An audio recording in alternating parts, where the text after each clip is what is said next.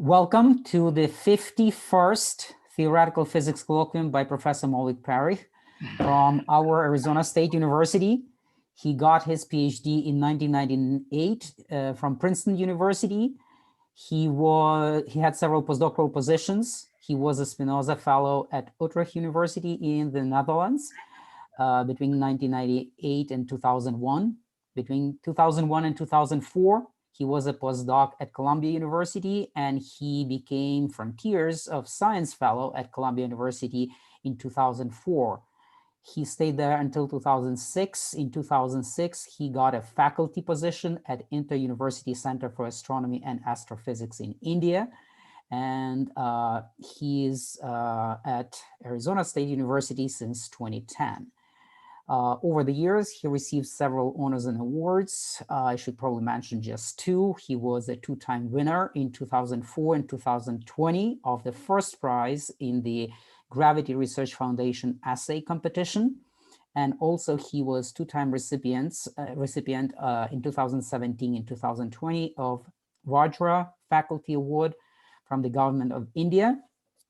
At ASU, he was also receiving a Distinguished Teaching Award. His research interests include foundations in general relativity, topology of space-time, black holes, theoretical cosmology, physics of event horizons, quantum theories of gravity, many other things. And today he will be talking about the noise of gravitons.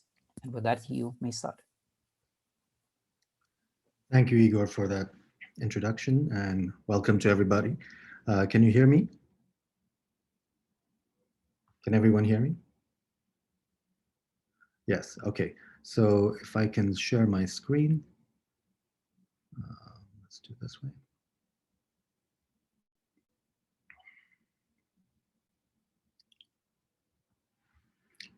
All right. So it's been over 100 years since Einstein gave us his general theory of relativity. And in all that time, Einstein's equations have been completely up to the task of describing the universe that we observe, give or take a cosmological constant. But we know that ultimately gravity is quantized. So in this talk, I'm going to focus on the observational signatures of the quantization of gravity. And roughly what we'll find is this. When we treat the space-time metric as a quantum field rather than as a classical field, we find that the objects of falling bodies, like this apple, are subject to random fluctuations, to noise. And heuristically, you can think of this noise as arising due to the bombardment of the apple, of the falling body, by gravitons. And here in this artist's imagination, gravitons naturally are depicted as little exploding triangles. So that's the idea. We're going to show that that's the case. So as motivation, let's consider the noise of photons. We know that electromagnetic fields, of course, are also quantum fields, and their quanta are photons. So we know that theoretically, and experimentally, we can see this in a variety of ways. For example, of course, there was the original photoelectric effect, but also more generally, if you go very far away from a light bulb, say, then after a while, the light will not just become continuously dimmer, but will break up into little flashes, little discrete flashes. And those flashes are due to the random arrivals of photons. So the photons generally reveal themselves in situations with low photon number. And in fact, even on an iPhone, you can take a photograph at low light. And then if you look in the dark regions of the picture, you'll see that there's little graininess, a little speckle. And that's because in the brief moment that the shutter was open, there were just a very small number of pixels and photons incident on each one of the, 12 megapixels. And so little fluctuations in that are reveal themselves as noise. Of course, I'm oversimplifying a lot of things, and there's noise reduction software and so on and so forth, but that's a general idea. And I heard it works on Android as well. So it really is random fluctuations, noise, that is a kind of telltale sign of the discreteness of the electromagnetic field. And I should say, bias in going on to the next slide. Oops. Yeah, I should say that by the first person to sort of understand the quantum field theoretic description of the classical electromagnetic field was Roy Glauber, who, and here is a seminal paper on the subject, which was a source of inspiration to us, although our approach will be quite different.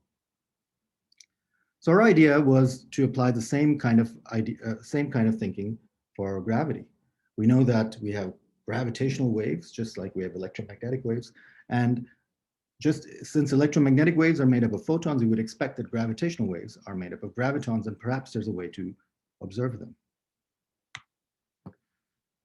However, there's this famous critique by Freeman Dyson of the detectability of gravitons. And Dyson's argument is really very simple, so it's sort of instructive to go through it and see where it breaks down. Dyson argued that he estimates that in a typical gravitational wave, from say the inspiring black holes, there are about 10 to the 37 gravitons within 1 cubic wavelength. So that's really a huge number of gravitons. And since we have only barely managed to detect gravitational waves, we would have to improve sensitivity by some 37 orders of magnitude in order to detect individual gravitons. So that was Dyson's argument, and seems quite sensible, but there are a few things wrong with this. So first of all, we don't actually have to detect individual gravitons in order to sense their presence. For example, in the classic case of Brownian motion, where you have a pollen grain that is subject to bombardment by little molecules, discrete atoms, we don't detect the individual jitters of the molecules due to every individual collision, but nevertheless, there's a cumulative effect that manifests itself in the random walk of the pollen grain, which is a telltale sign that there is, in fact, discreteness of matter. In addition, the gravitons are actually very weakly interacting, so this is not exactly the way to do it, and in a sense, they're more like neutrinos. There's a huge flux of them, but we only interact with most of them are just spectators. We only interact with a few of them. All right, and finally, Dyson sort of assumed that and this is the most relevant part to to the present discussion. He sort of assumed that the gravitational field was in a particular state. You could imagine that to have a fixed number of gravitons, or maybe it's a coherent state. And as we'll see, there are other states that are possible, other quantum states of the gravitational field, and those behave quite differently. I should also give as a word of warning that these kinds of heuristic, general, sort of hand-waving back of the envelope calculations are a little dangerous in this subject. For example, if you look at the wavelength of a kind of graviton that you'd get from, say, that LIGO has that made up the gravitational waves that LIGO has seen so far, they have a de Broglie wavelength of about 3,000 kilometers. So, although it's a particle in the sense of being the discrete quantum of the gravitational field, it's not a particle in any localized sense. So we should be really careful with certain kinds of arguments. So with this, we decided that we really needed to do this calculation properly.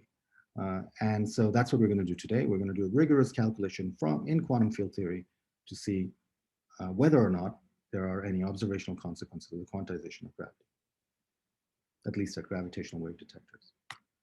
And I should point out my collaborators on this. So this is work done with Frank Wilczek, who is all over the world in MIT, but also at ASU, and with my brilliant former postdoc, George Zahariadeh, who is now in Spain.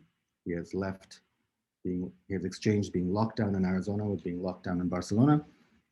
And we wrote 3 papers on the subject. The first of these was an essay, which appeared last May and won the first prize in last year's Gravity Research Foundation competition. And there are also 2 technical papers, a short paper and a long paper, which should hopefully appear soon in PRL and PRD respectively. So these are the references. All right. is it not advancing to the next page? Okay, so gravitational waves, of course, oops, are traveling disturbances in space, or if you like, they are gauge invariant propagating deformations of the space-time metric. And when that, because of that deformation of the metric, a ring of satellites, say, would be stretched and squeezed like this. This is gracefully exaggerated, of course, by a gravitational wave.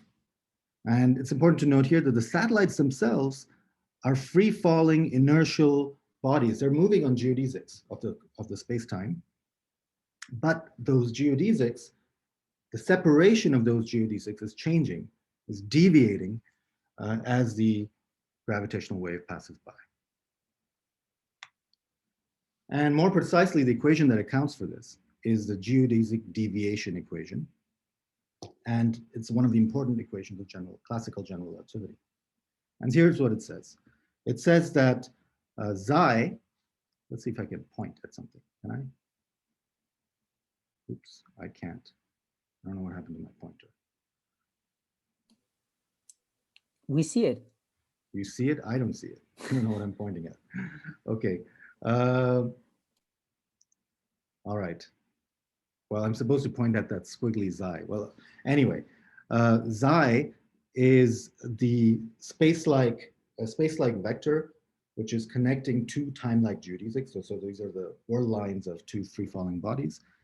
And the geodesic deviation equation tells you how that space-like vector changes in time as a consequence of the curvature of space-time, which is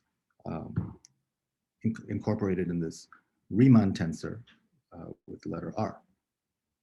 And in the presence of a gravitational wave, the Riemann tensor can be shown to be related to the proportional to the second derivative of the wave itself, of the fluctuation. Okay, and if you insert that into the first equation, into the geodesic deviation equation, you find more or less, I've dropped the indices, that the second derivative of psi is basically obeys this equation here, which is a very important equation for, and so you should keep this one equation in mind. This is the equation that describes how the separation of free-falling particles changes when it's subject to a gravitational wave, h of t. Mathematically, this is something known as a Hill equation. Okay, so to see that, that's exactly what gravitational waves detect. So here is LIGO, and on the right we see LISA, which is a planned spaceborne mission. And on the left, you can see that LIGO has two arms, and at the end of these arms are two mirrors, and those mirrors are essentially free-falling objects. They're not free. They're free to move. They're not free to move in the up and down, but they're free to move in the other two dimensions. And so they're really sort of more or less moving on time-like geodesics, at least in those directions. And and so their separation is this vector, is xi of t. And as a gravitational wave passes through this xi changes, the length of the arm famously expands and contracts. And this 4-kilometer arm basically changes by 1,000th the size of the nucleus of an atom. And so that's really the geodesic deviation equation in action. So the question we want to answer is, what does this look like when we consider the space-time metric as a quantum field? So this equation here is a classical equation. It's in the presence of a classical gravitational wave in with a classical space, moving on a classical space-time, obeying Einstein's equations. And we want to know how this equation generalizes. What's a generalized sort of a quantum geodesic deviation equation when the metric is treated quantum mechanically? So that's our goal. And once we have that, we'll know what the signatures are, because this is the key equation for gravitational wave detectors. So here then is a model gravitational wave detector. So we have, remember, the essence of a gravitational detector is just two free-falling particles whose separation is being measured. That's it. So that simple model is to gravitational wave detectors, what Einstein's light clock is to measuring time. It's really the essence of detecting gravity waves. And so here are two free-falling particles, capital M and little m naught. And so this would be a two-body problem. It would be a it would be two bodies on a background space-time. And that's kind of complicated to quantize. So what we're going to do is we're going to make one of the bodies very massive. So that capital M, we imagine, is supermassive. And as a result, we can essentially put it on shell. And then and we can fix our origin of our spatial coordinates on it, attach it to this particle. And so then the separation vector xi is essentially the coordinates of the other particle, of the other free-falling body, so, which has a mass m naught, little m naught. So, so we have now a reference geodesic, which is taken to be an on-shell, taken to be an actual geodesic of the classical space-time with some background coordinate system. And on top of that, we have xi, and now we've reduced it to a one particle problem. If you don't like this, equivalently, what you could have done is you could have gone to the center of mass frame, and then, of course, just talked about the relative motion, and that again would have been a one particle problem rather than a two particle problem. So that would be sort of the Keplerian limit of this. But it's somewhat easier to do it this way. All right, so we're going to start with a very familiar theory. This is the action, and this is really from first principles. Here we have on the left we have the Einstein-Hilbert action, and then we have the relativistic actions for two free-falling particles minimally coupled to gravity of mass capital M and little m naught. And now it's convenient to use something called Fermi normal coordinates. These are coordinates that basically look like flat space around a whirl line. So we're going to attach those Fermi normal coordinates to the heavy particle. So we're basically going to regard the geometry as locally flat, nearly locally flat, up subject to the plus the gravitational perturbation that we're going to get put on top of that. And that's what we normally expect in gravity. We know that locally we can always imagine that we're in flat space. And so we're going to put Fermi normal coordinates by putting, by making x, capital X, which are the whirl line, which are the coordinates of the first particle, just as t comma 0. So it's sitting at the origin of our coordinates. Then the other particle is then at t comma xi. So if you look at Misner, Thorne, and Wheeler, you can find that the metric written in Fermi normal coordinates can be expressed in terms of the Riemann tensor as shown. And all we now have to do is insert this into the action, while at the same time expanding the Einstein-Hilbert action to second order in the metric perturbation.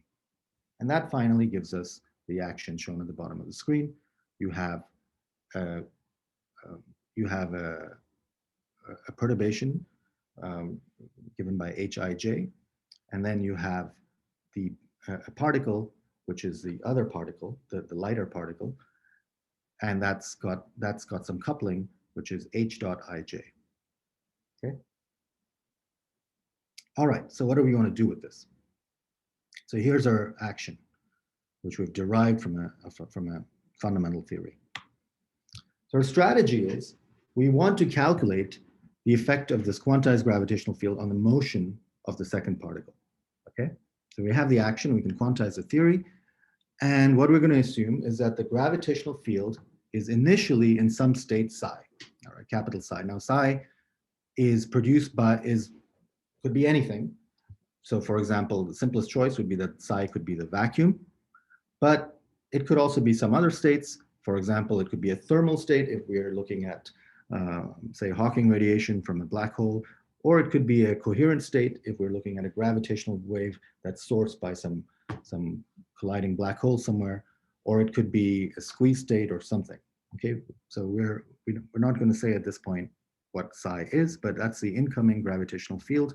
And that state is produced by whatever created source gravity. Okay, so this state this incoming gravitational field state is interacting with the detector.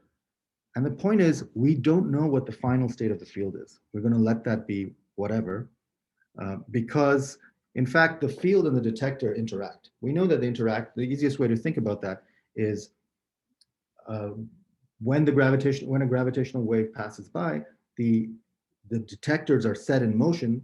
So from the point of view of flat space, they acquire kinetic energy, 1/2 mv squared. And then after the gravitational wave goes away, they stop moving. So so clearly there's a exchange of energy that happens back and both into and back out into the field from the interaction of the gravitational field and the detector. So after interaction with the detector, the state of the gravitational field can in principle become entangled, and does in principle become entangled with the state of the detector. So we won't say what the final state of the field is, and we don't care. What we want to calculate is what we can actually measure. So we want to calculate the transition probability of the detector to go from state A to state B in time t. So we're treating everything quantum mechanically, the field and the detector. But ultimately, we know that the detector is some massive thing. The mirrors are 40 kilograms. So ultimately, we're going to take the classical limit. But for now, we're going to treat everything quantum mechanically, including the detector. Okay, so the goal is we want to know, we have an incoming state psi, and we want to know what is the probability of the detector, which is in some state A, which could be anything, to transition to some other state B, which could also be something, we specify A and B, in time t. Okay, so what that looks like in bracket notation, we want to calculate the probability of this transition amplitude from A to B in the presence of psi.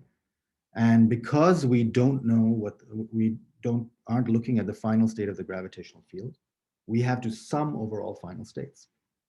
And because it's a probability, it's the amplitude squared. And here, U is the unitary time evolution operator that's associated with the action that we wrote down earlier. So from that action, you can use a Legendre transformation to get the Hamiltonian, and then the U is the time-ordered exponential of that. So here the amplitudes can be evaluated as path integrals using the actions we have found, okay? Remarkably, as we'll see, we can perform this calculation exactly. So what we're doing is not going to be a perturbative calculation. It's actually a non-perturbative calculation. We can do the whole path integral. It's actually a double path integral because it's a probability. Now, I just want to distinguish this from the usual approach. Normally, when we have two fields together that are interacting in some way, if you fix the initial and final state of so the amplitudes are given by a double path integral, a path integral over field 1 and a path integral over field 2. Now, normally what we do is we fix the state of the incoming initial and final state of field 2, let's say. In fact, sometimes we take them to be the same state, like the vacuum state. In that case, we can do the second path integral over field 2, and we're left with an effective action for field 1. Okay, that is not what we're doing here, because we're allowing the final state of field 2, the gravitational field, to be unknown. And because of that, we can't calculate probability amplitudes. The best we can do is calculate probabilities. Okay, so precisely this problem was considered by Feynman and Vernon a long time ago in 1963. They considered a very general problem in quantum mechanics. And they asked, supposing you have two interacting systems, okay, and we're going to treat both of them quantum mechanically, and say that we have only, that one of the systems we either can't access, or we don't care about, or we don't have any interest in them, or whatever. So we're not interested in one of the systems. We're only interested in the other one. So how do we get an effective theory of the system that we are interested in? And what Feynman and Vernon discovered was that the effect of the system that it's interacting with, for example, it could be the environment. You could have one system coupled to the environment. We don't usually care about the environment. So the effect of the environment or of the other system is encoded in something that they called the influence functional. And the influence functional turns out to be a double path integral. So that's precisely the problem of interest, precisely the situation we have here. We have two systems, the detector psi, which is given by a particle in 3 dimensions, and a field, h mu nu or hij, the gravitational field. We're not actually interested in the gravitational field because what we're actually going to measure is the motion of the detector. So we have the two coupled systems, and we want to find the influence functional that tells you how the quantized second system of the gravitational wave affects the dynamics of the detector, the system we are interested in. Okay, so that's it. So what we want to do then is write down something like this. Here is the probability, transition probability, and on the right we have capital F, which is the influence functional, and that is, there's a subscript psi there. That is, the influence is going to depend on the state of the gravitational field. That F there is for influence functional, or you can think of F for Feynman. So what is this? Let's look at what this expression looks like. First of all, because it's a probability, it's a double path integral, not a single path integral. And if there hadn't been this influence functional, if it just had been a free particle, then the probability would have been the amplitude. The probability is the amplitude squared, and since it's it's the amplitude times its complex conjugate. So you can see in this path integral that there's a path integral over xi, and then there's a complex conjugate of that path integral over xi prime, which is another, and that's why there's a minus sign, because there's a minus sign comes from the I outside when you take the complex conjugate. So the form of this transition probability should make some sense. It's a probability, and therefore there's a usual amplitude and its complex conjugate. But in addition to that, there's this influence functional part.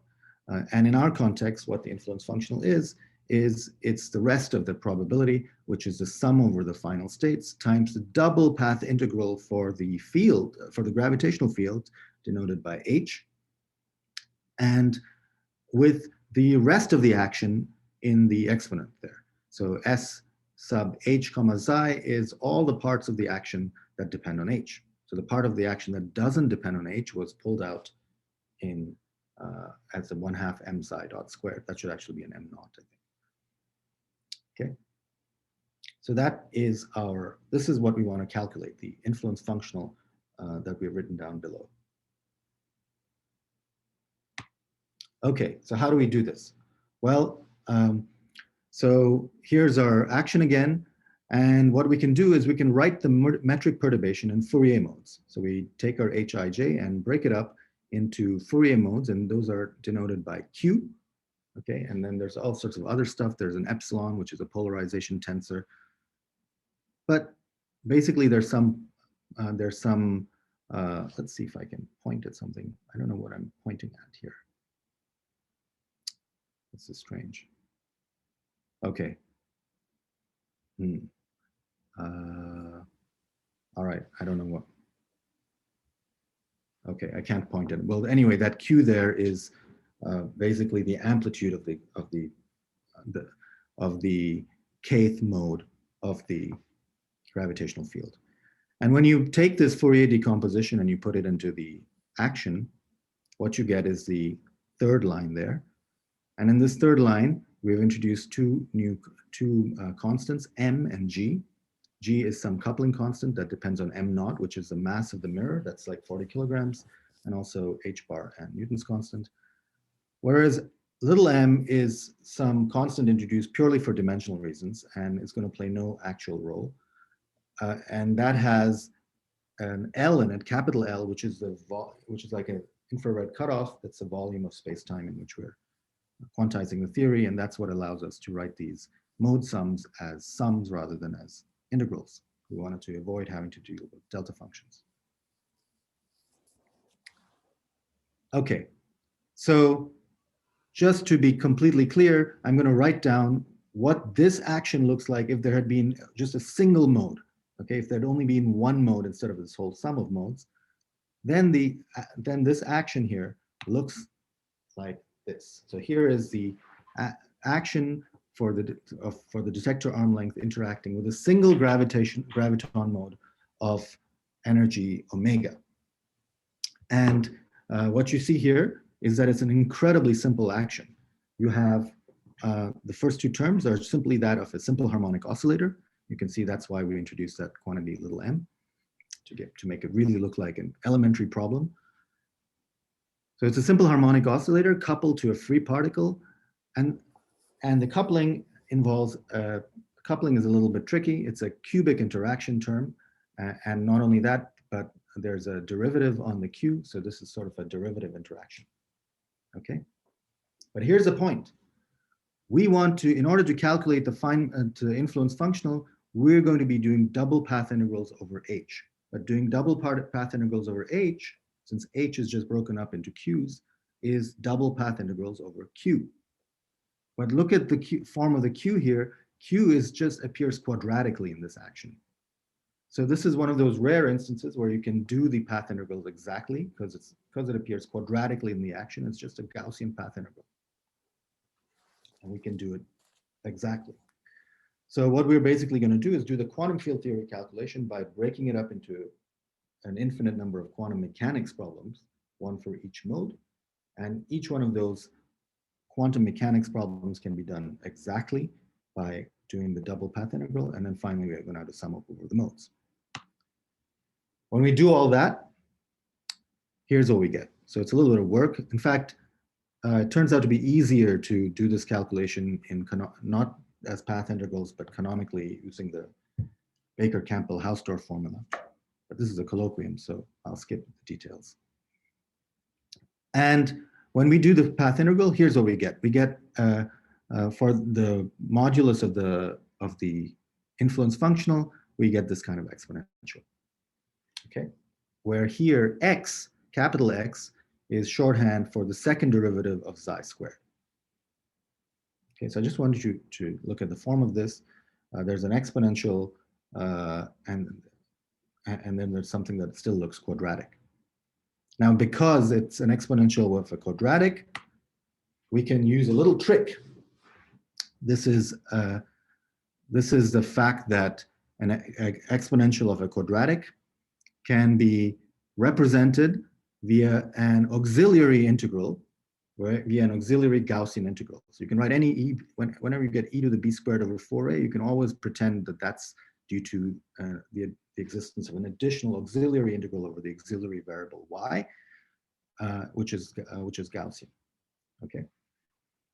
This is known, we call this the Feynman-Vernon trick. But if you want to impress people at a party, you can call it the Hubbard-Stratanovich transform, which is what it's called originally. So the infinite dimensional generalization of this Feynman-Vernon trick is a path integral. So we have here in the exponent, we don't just have e to the b squared over 4a, we have a double integral there. And so we can discretize that and do this trick for each one of those ordinary integrals, and then what we would end up with is a path integral, and that path integral is shown on the last line. And so let's look at that. So here there's an auxiliary function n of t. So just like we had an auxiliary variable y, we now have a whole function n of t. And it's given by a Gaussian path integral where there's a Gaussian piece in front, which is quadratic in n, and then there's also a linear piece in n, in the exponent. So this takes very much the form of this trick that's shown at the top of the screen. So what's the meaning of this last line? Well, n of t is it's fluctuating. There's a whole path integral of it, okay, and it's a function of time. So this is basically a Gaussian stochastic function, which has zero mean, as you can see from the fact that it's just n appearing and not n minus some mean in the quadratic piece. And a then has the interpretation as the autocorrelation function. So the meaning of this is that this is really noise. And we can think of the noise as having this particular spectrum. The power spectrum of the noise is related to properties of the autocorrelation function. And we can think of this last line as the expectation value of the linear piece, e to the n times x minus x prime, in the expectation value in a distribution whose probabilities are given by the quadratic piece. So if we put everything together, we've now calculated, we can use this to calculate the influence, to rewrite this influence, this magnitude of this influence functional as an additional auxiliary integral, as an additional auxiliary path integral.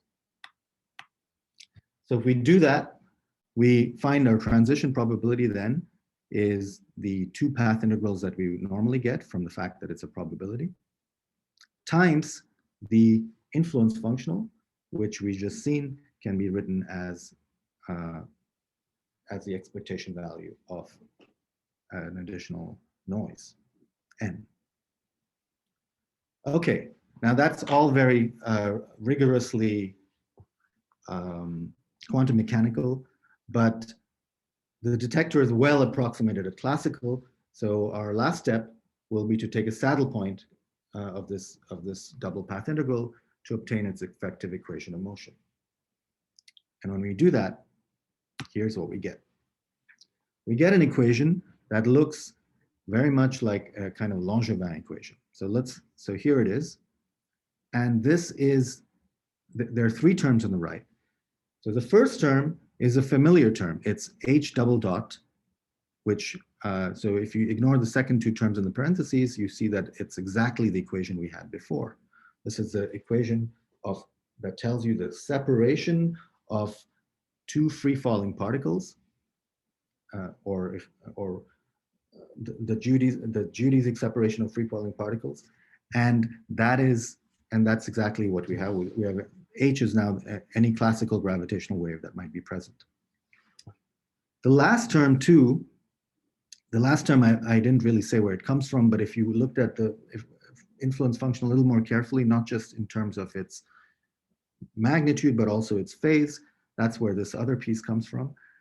And it looks horrendous. There's a fifth derivative of xi squared, but actually that is the gravitational analog of the radiation reaction term that you have in electrodynamics. In electrodynamics, you have basically a cubic derivative when you have radiation reaction, and here you have a fifth, because interaction is a little different in gravity, you have a fifth derivative.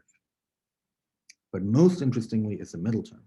The middle term has the noise appearing there, and that noise depends on the state psi, and moreover, that noise is a stochastic function. So this is no longer a ordinary differential equation. This is a stochastic differential equation. Another way of saying it is we've taken that influence functional could be represented through an auxiliary path integral as over n, the noise. So our probability then became, which was two path integrals anyway, now became three path integrals, one over xi prime, and one over n. So even after doing the saddle point over the xi and the xi prime, even after taking that classical limit, we're left with there's still one more path integral left, which is the fluctuations of n. So what we get is basically a stochastic differential equation. And that's sort of what you'd expect. If you couple a classical object to a quantum object, what happens is the quantum object, the randomness of the quantum object imprints itself on the classical object by making its dynamics not deterministic but stochastic. So that's what happened. That's what has happened here. So this is effectively the generalization of the classical geodesic deviation equation when the space-time metric is a quantum field. And as we said, because of the noise term, this is now a stochastic equation. So this is our key equation and sort of the main result of our papers. We've modified the classical geodesic deviation equation.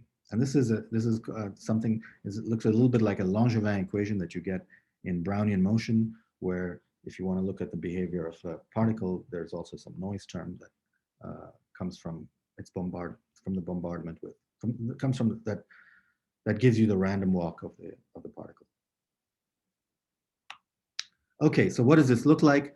So imagine you have two massive particles that are free falling. These could be satellites or mirrors at the endpoints of LIGO's arms or whatever. So those particles have some whirl lines. So this is a space-time diagram. Time runs upwards, and they have some separation xi. And initially, you have some classical wave, a gravitational wave h, that's going through the page, indicated by the wave vector k on the right of the screen. And the change in xi with time was given by this Hill equation shown on the left. So that's the usual story. But now we find that when we include the quantization of the gravitational field, we get this. We get, and here I've dropped the radiation reaction term for simplicity, we have not only the 1/2 h double dot, but we have a randomly fluctuating noise imprinted on top of that. So the motion becomes something more like this. There are these random jitters that are the sort of imprint, the key signature of the quantization of the gravitational field. Okay, so that's their effect. And now the question is the noise detectable? So for the noise to be detectable, we need two things to hold. First of all, the amplitude of the noise should not be too small, right? Remember that and secondly, the spectrum should be distinguishable from other sources of noise. The whole motion of the detector is anyway very small, so we don't want these jitters to be even smaller. I mean, they will be even smaller, but we don't want them to be, Planckian or something. And in reality, in practical experiment, there are lots and lots of other sources of noise for LIGO. Those could be, there could be, most of them are local. There's shot noise from the photons that are bouncing back and forth. They're sort of in the laser. There's also, a truck passing by, which will cause seismic noise. There's thermal fluctuations, and so on and so on. So really, if you want to tease out this particular fundamental noise, this quantum gravitational noise, you need to be able to distinguish it by, for example, identifying the spectrum of the noise. Okay, so that's what we want to know. Is this going to be the case? So the answer depends on the power spectrum. Remember, everything has a subscript psi there, which was a state of the quantum gravitational field. And so the power spectrum turns out to be explicitly calculable for many classes of quantum states. So we've calculated it for the vacuum state, for the coherent state, for the thermal state, and for the squeeze state, which are 4 broad classes of fields and of states.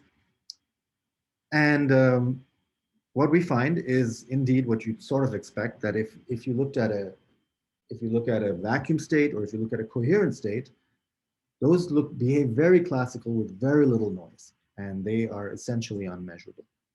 But for other states, as we'll see, the noise is enhanced and can be actually very significantly enhanced. Moreover, the noise appears to be correlated between multiple detectors, and this will be very helpful in distinguishing it from other sources, which are usually local sources of noise. If there's a truck passing by, in Washington, it's not going to affect the detector in Louisiana. But what we seem to find is that if you had 2 detectors, then the noise that appears in one detector is correlated with the noise that appears in the other detector. Okay, so how do we go from this autocorrelation function to something measurable? Well, what we can find is this the standard deviation of the fluctuation. So you have you have a particle, and that particle has a uh, has a basic. It's moving around because of maybe a classical gravitational field, and imprinted on this is some noise. Okay, so the signal of quantum gravity is in the noise, and we want to look at that noise and look at the. And one way to look at it is to calculate its standard deviation, so its variance. So that's what this. So the variance is given here by sigma squared. And the formula that gives you that is, it depends on the arm length, and then there's a integral over the power spectrum. But in reality, this integral has to be cut off because the detector has some finite sensitivity. And so this is just a crude model where we've just made a hard cutoff on the detector sensitivity. In reality, there'll be some sensitivity profile, and you'd have to integrate the power spectrum against that profile. And what we find when we do this is for the vacuum and for coherent states, which are classical gravitational waves from very weak sources, we find that the fluctuations have a standard deviation that is basically of Planck length sized, okay, maybe even smaller. So this is absolutely unmeasurable. For thermal states, such as the cosmic gravitational background or evaporating black holes, we get the answer is a little bit better, but still far out of reach. Okay, so unfortunately, this is sort of what we might have expected, that these things are not really measurable. However, for squeeze states, and you can find an exponential enhancement in the noise. And that exponential enhancement is exponential in the squeezing parameter R. And so really, if we want to detect noise at these detectors, we should be hopeful that nature has been kind enough to give us squeeze states. So far we haven't said where these states come from, but for squeeze states, there are a couple of possibilities. On sort of general grounds, we'd expect that the gravitational field that you get after inflation is in a squeeze state. So that could be one source of squeezing. But a less but a more sort of down-to-earth example of that is even if you have ordinary sources, classical sources like two black holes, towards the end point of their merger, you'd expect that gravitation that you might be out of the regime where gravity is gravity is entirely weak, and in those cases you have nonlinear effects. And those nonlinear couplings of even a classical source to the gravitational field will in general create squeezing, and even more than squeezing, what Frank has called molded states. So if that's correct, then, and we're looking at this right now, this is work under investigation.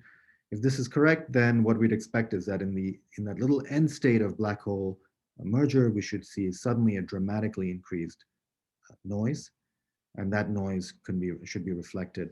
It could perhaps be measurable, and we'll have some sort of predictable spectrum once we get a handle on this problem. So I'll just end with this. Several hundred years ago, during a previous pandemic, it wasn't a pandemic, but it was a quarantine at least, Isaac Newton found that apples fell towards the earth. And now we find that if we include the effects of quantum gravity, the apple should be subject to little jitters, and those can be thought of as due to as noise from the bombardment of gravitons, or just more generally from the quantization of the metric. All right, so and here's my summary slide. So what we've done in general was we've determined developed a formalism that's based on the Feynman-Vernon influence functional, and it allows us to consider two objects that are coupled to each other. Consider some particles coupled to a metric, and while still treating the metric as a space-time, as a quantum field. And we found that there are potentially observable quantum gravity effects even here on Earth, and we'll have to get a little lucky to see their signatures. I should say that there are other authors also who have suggested that there are noise effects that could be measurable because of quantization of gravity. I think it dates back to Giovanni Amelia Camelia. And if applied to just a free-falling apple, that would mean that falling objects don't just fall straight down, but have a jitter. And I like the subject very much because it brings together some of my two heroes here, who together brought us gravitational waves, Brownian motion, and quantum mechanics. Thank you. Well, thank you very much for a nice presentation. Now we'll have some time for questions. So if you have any questions, please use the raise hand so that I could see. I can't see the chat. I can't see my cursor or the chat Okay. or anything. Paul, go ahead. I see your hand raised. But you have to unmute yourself. You are muted.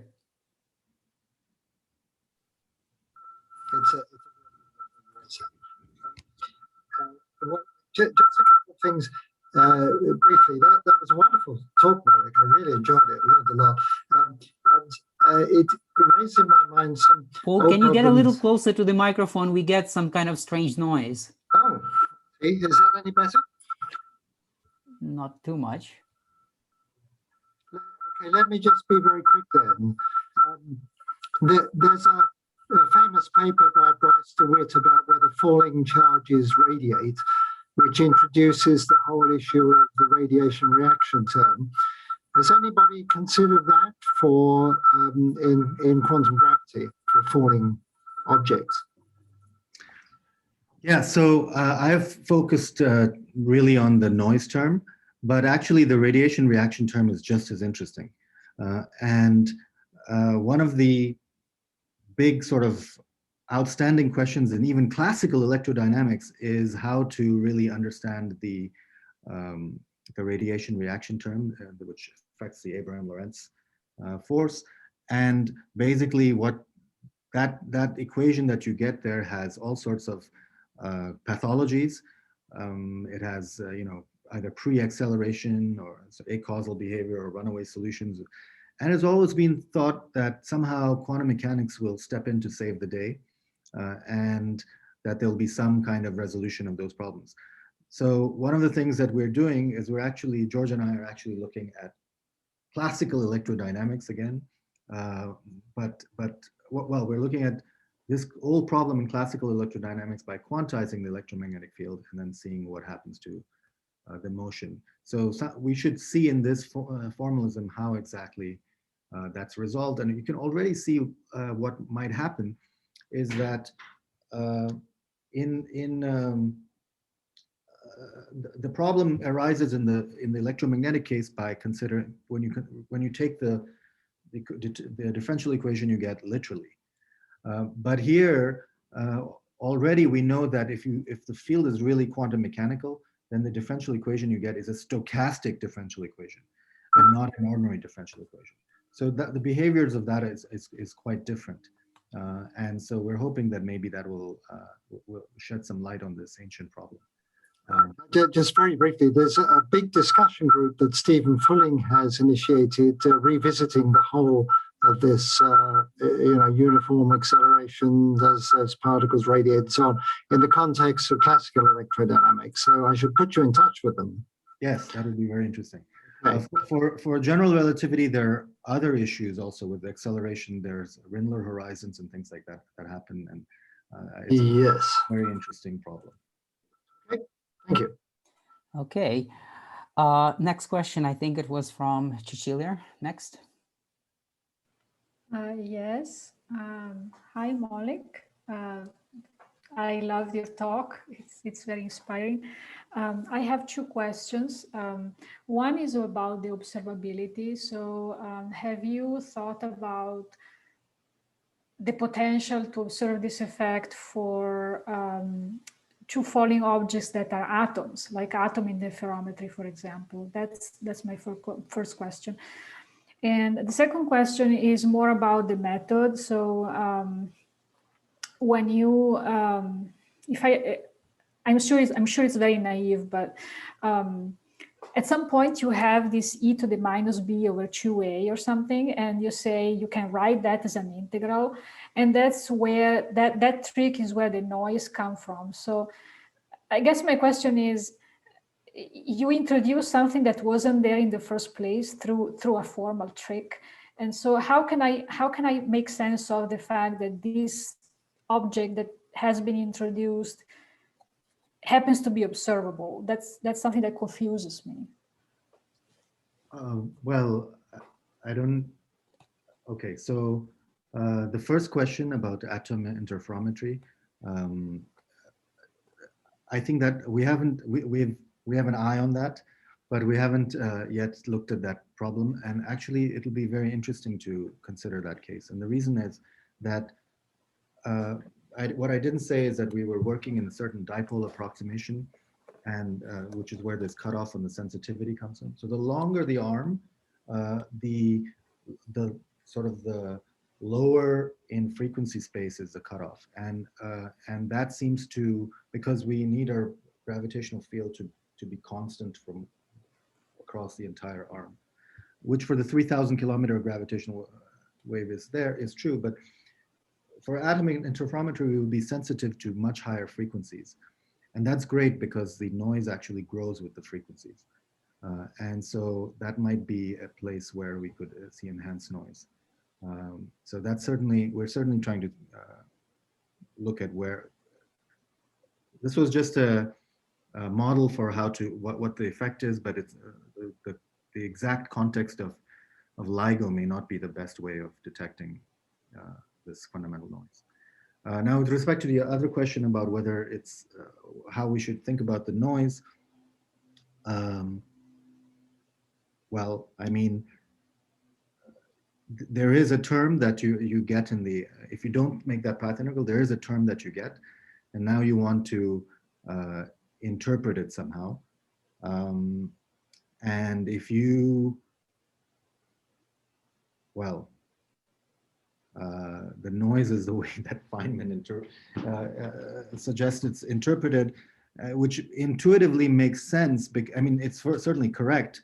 You might say regard it as a trick, but I think intuitively it does make sense. If you have a quantum object coupled to a classical object, then the fluctuations of the quantum object will have to be seen as something stochastic from the classical point. So if you just think of a Stern-Gerlach apparatus that's coupled to a bunch of spins that are going through, then the spins are, so the Stern-Gerlach apparatus is classical, and what you're going to get is, you're not just going to get the average, you're going to get fluctuations. The average of the spins would be 0, but you're actually going to get as you fire a bunch of these things, you're going to get the pointer basically moving around. I think there's also some connection to many worlds, but I haven't quite been able to put my finger on it. Okay, so just to make sure that I have at least some idea, I'm still thinking about the steps that you showed. So it kind of looks like you started with a formula where the noise was integrated out, and then you kind of unintegrated it, and that's how it appears. And I mean, it makes sense to me, but I'm still trying to understand how this is at some point, how this appears at some point before, when it wasn't there in the first place. And Cecilia, if I may interject, yeah. the thing is that, as usual in this Hubbard-Stratonovich kind of tricks, it's not really only a trick. It has a meaning, quantum mechanical meaning, as a composite field, typically. Okay. So basically, even though you might call it a trick, it's really just representation of some quantum effects in terms of some complicated fields that change the classical equation. They introduce essentially the stochastic force because it's a quantum field. Okay, The nature of the okay. field is not so important as the autocorrelation function, which determines how these fields behave. Okay, okay. Yeah, yeah, it's making more sense to me as I'm hearing these clarifications. Okay, thank you. I hope that's roughly, Maulik, how I you think interpret it as well, because that was my interpretation from Yes. quantum field theory purely.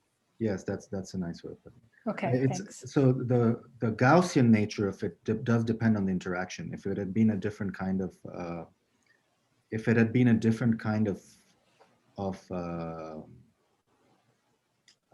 interaction, or the influence function had taken a different form, we would not have been able to use the trick, but it would still have this.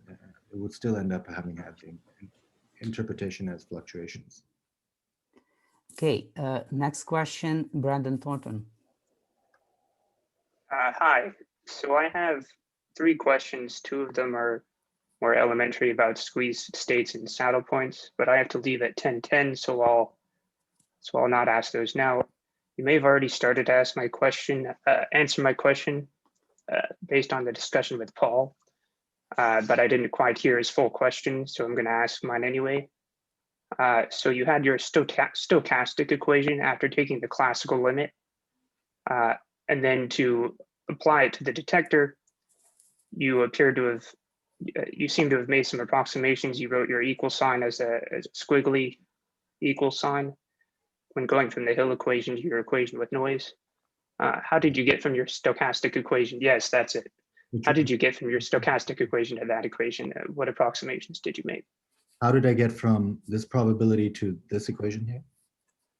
No, sorry. How did you get from that equation to the next equation? Oh, I think I see you just eliminated the fifth derivative term. Oh yeah, I just disregarded. Yeah. I disregarded this the radiation reaction. Okay. And it's a good question whether how justified we're doing that. I did it only for simplicity. Yeah. There are other. There are other questions about the terms that we have disregarded. You might have noticed that I only considered one polarization of the gravitational field.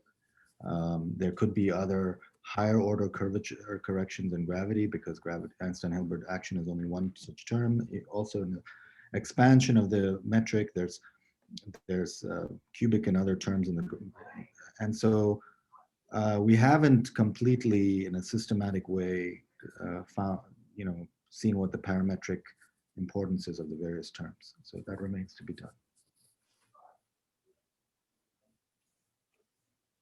That's it? Okay, so next question from Graziano Mileto. Go ahead.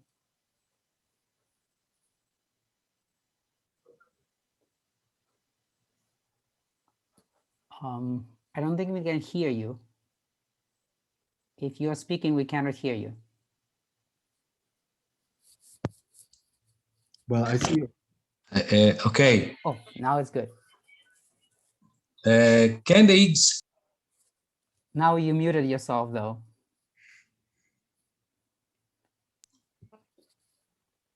Can you hear? Yes, go ahead. Hear me? Yes. Yes. Can the Higgs field in this context be a source of noise? Well, sure. That's not the particular. You can couple the detector or any particles to all. In principle, it's everything is coupled to all the other fields as well, and you can, if you were to integrate out those, you could find additional sources of noise. So that's also a good question about whether the quantum states of other fields that particles are coupled to will introduce noise of their own. I think, though, that the particular kind of derivative coupling that you get in gravity is very different from the couplings that you'll get from other fields, and so we will be able to distinguish it from potentially other sources of noise.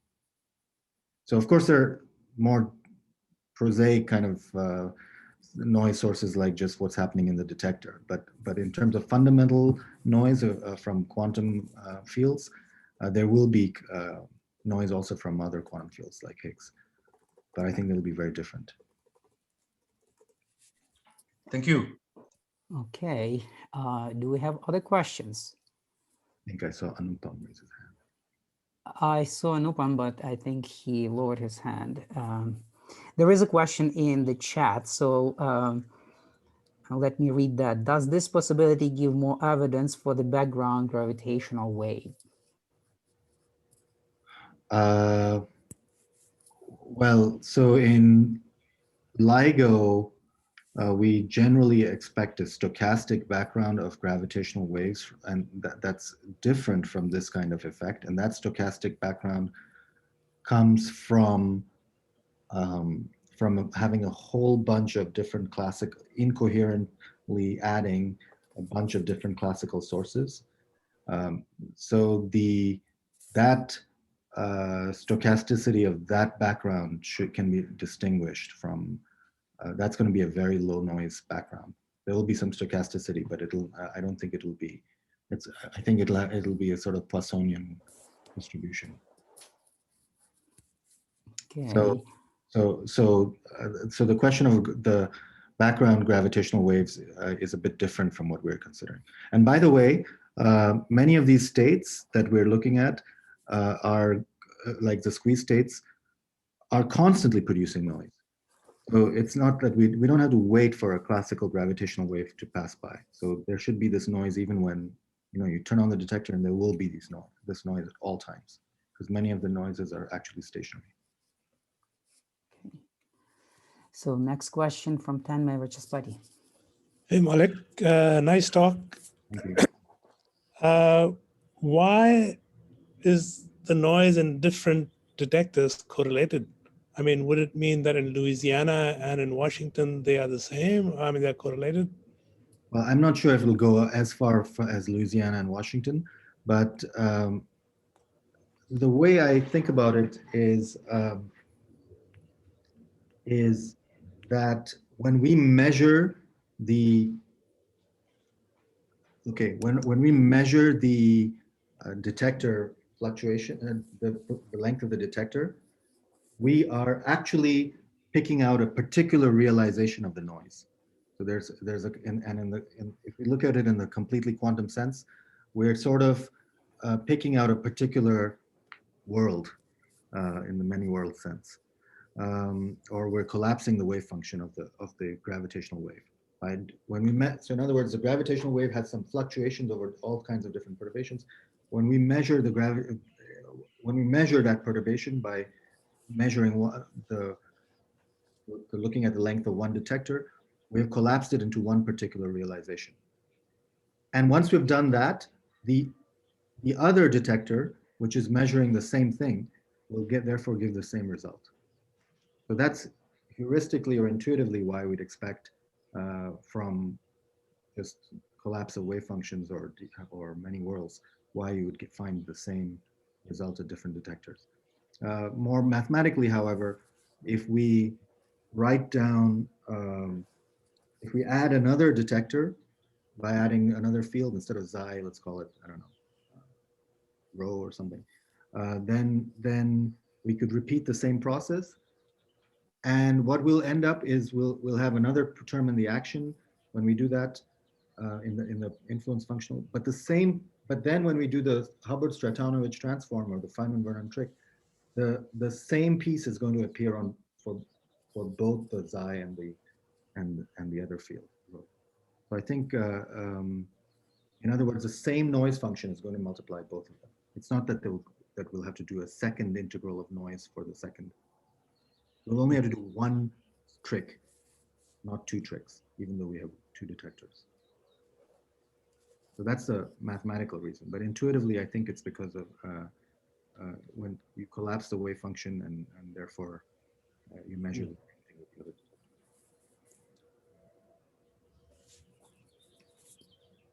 Okay, so let's go to the next question. Anupam Mazumdar. Go ahead. Hey, nice to see all of you. Very nice talk, Maulik. I really enjoyed it. So I just had a question. It's a similar kind of question like someone asked about the Higgs. So what I was thinking that, if you have any light, even scalar fields such as axion, and it also has a derivative interaction, derivative, couplings, could also induce similar kind of fluctuations. Of course, I mean, given the fact that axion is also very weakly coupled. So I'm wondering that the question would be then, how would you really disentangle these kind of very, very light field noise compared to gravity? Because in a way, it could be challenging, the noise, Yes. So our goal for the first part was just to determine the signature from gravity. Then once we realized that this is a serious possibility of measurement, now the question becomes, how can we really identify it? Yeah. And that there are two aspects to that. First, we need to make a more rigorous derivation of this with the other polarization and everything included in it to make a concrete prediction of the signal. But then we also have to analyze the other competing sources of noise. And I agree that axions and other fields like the Higgs will induce noise in general. I do think that the interaction with the gravitational field is very different. And I'm not sure that, well, I can't just off the top of my head tell you what it's going to look like for the axions, but I imagine that this power spectrum will be different. No, I agree. There will be some difference, and maybe you will be able to disentangle it. But, of course, if it's the same, then we'll have a equally tantalizing result, which is that we would have a measurement of something that could be either an axion or a quantum. No, absolutely, yeah, that's absolutely correct. So, one question which I was wondering, that perhaps you know that we have some kind of like similar kind of not similar proposal, but a way to test quantum gravity via entanglement. Yes. So I'm just wondering, is there any possibility of, I mean, maybe can you bring in, if the graviton is really quantum, then could you see some entanglement features? That's a great question. And so that would mean that we would look at a different kind of state.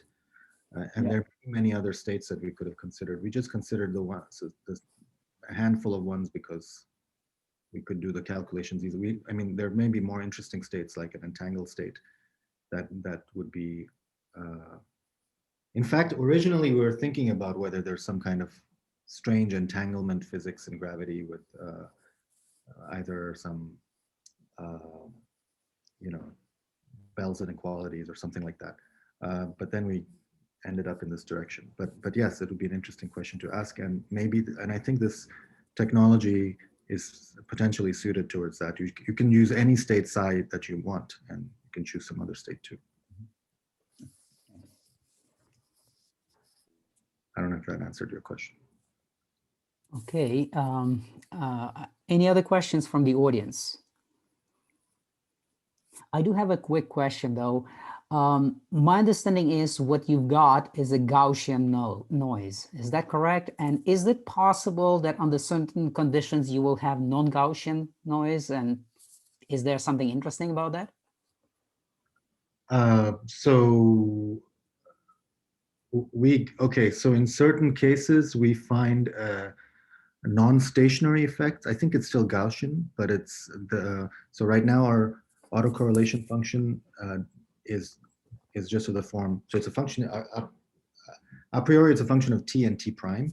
Okay, it's an autocorrelation function, but in our case, in most cases, it's a function of t minus t prime. So there's a translational symmetry, and that's because it's stationary.